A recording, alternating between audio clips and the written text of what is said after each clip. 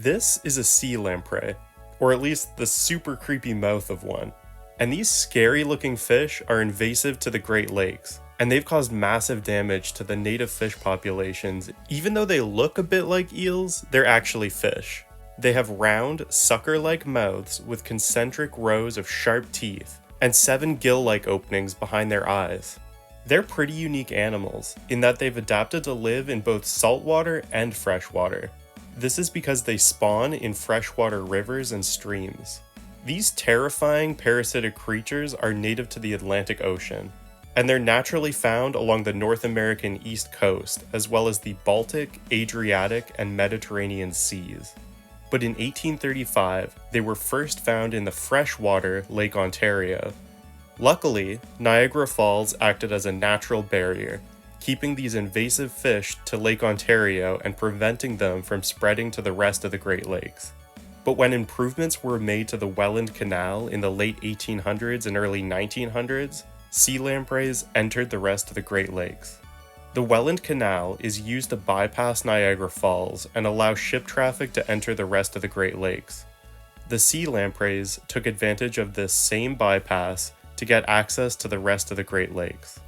Sea lampreys spread through the Great Lakes very quickly. They were found in Lake Erie by 1921, Lake Michigan by 1936, Lake Huron by 1937, and finally Lake Superior by 1938. The Great Lakes formed an ideal habitat for these invasive fish. There was no natural predators and a ton of fish to feed on. But how do these sea lampreys eat? It turns out that they are parasitic and latch onto fish with their suction cup-like mouth. They then use those creepy teeth to burrow down through the scales and skin of the fish. They drink the blood of the fish and use a fluid in their mouth called lamphrodine, which prevents the fish's blood from clotting and allows the sea lamprey to continue to feed.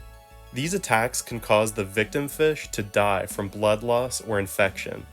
Since their invasion into the Great Lakes, sea lampreys have destroyed native fish populations. Sea lampreys prey on most of the larger fish species in the Great Lakes. By the 1960s, sea lampreys had severely damaged the Great Lakes trout fishery, reducing the fish take from about 15 million pounds before the invasion of sea lampreys to just 500,000 pounds. This is only around 3% of the previous catch from before the introduction of sea lampreys. And this is the fact that I find the craziest. During the time of the greatest sea lamprey abundance in the Great Lakes, up to 85% of fish that were not killed by sea lampreys had marks from sea lamprey attacks.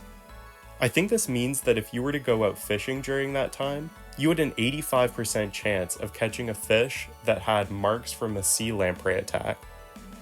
And to give you an idea of how much damage these things can cause, one sea lamprey can kill as much as 40 pounds of fish per year. The destruction of native fish populations caused huge damage to the region's economy, and it affected hundreds of thousands of jobs that were tied to the fishery. In 1956, the United States and Canada created a sea lamprey control program through the Great Lakes Fishery Commission, which aims to control the populations of sea lampreys in the Great Lakes. They have used several methods to control the population of sea lampreys, such as putting up barriers blocking the lampreys from accessing their spawning grounds upstream in rivers, and by using a pesticide that specifically targets lampreys, called lampricides. This pesticide kills sea lampreys when they're in their larval stage. By using these methods, the Great Lakes Fishery Commission has been able to control the population of lampreys in the Great Lakes. The populations of sea lampreys in the Great Lakes have been reduced by 78 to 95% since the introduction of these control methods. However, sea lampreys have been shown to be resilient, and they can come back very quickly if left unchecked. During the COVID-19 pandemic, pesticide spreading was hampered due to border travel restrictions, which led to an uptick in sea lamprey populations. Hopefully, continued control of these lamprey populations will allow native fish to continue to bounce back and thrive. Don't forget to like and subscribe to catch more interesting videos in the future. And if you're looking for more videos right now to check out, there's a couple of links on screen that'll take you to some of my other videos. Thanks for watching, and I'll see you next time.